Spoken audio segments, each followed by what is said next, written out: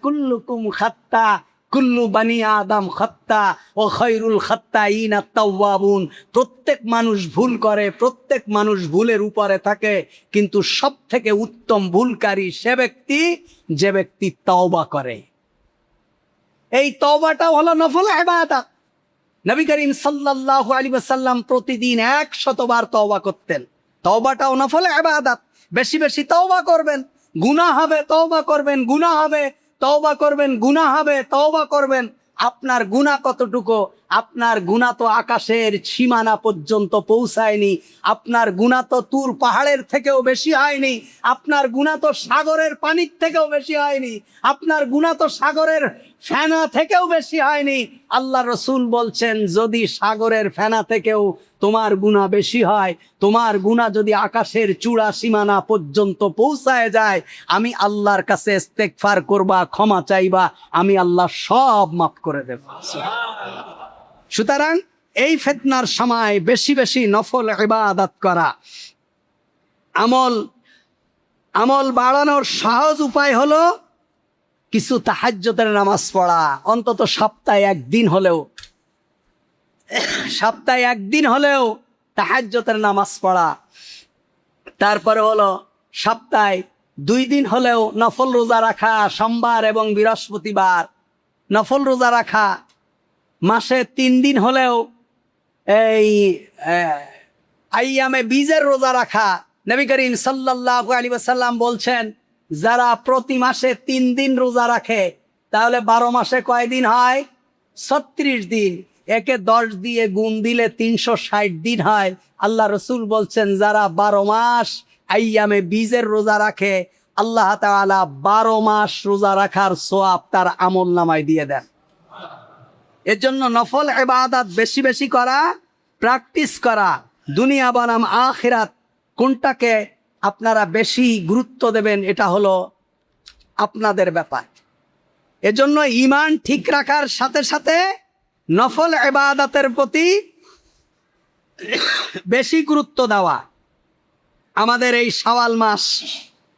শাওয়াল মাসের সিয়ামু সিত্তু শাওয়াল মাসের 6টা রোজা আছে।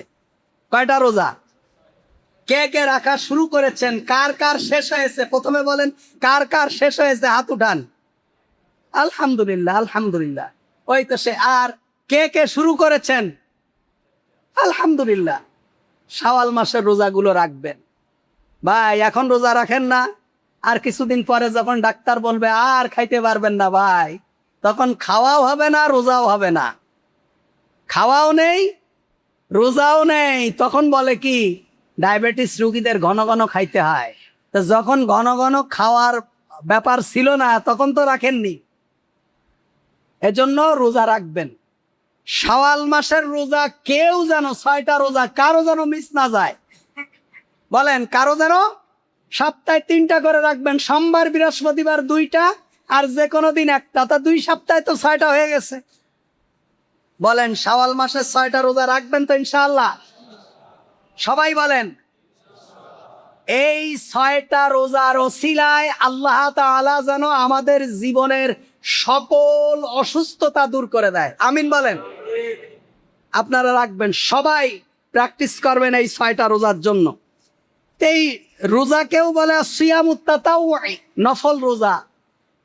যেমন শাওয়াল মাসের 6টা রোজা, এটা হলো নফল। সিয়ামি ইয়াউমে আরাফা, আরাফার দিনের রোজাটাও কি নফল রোজা।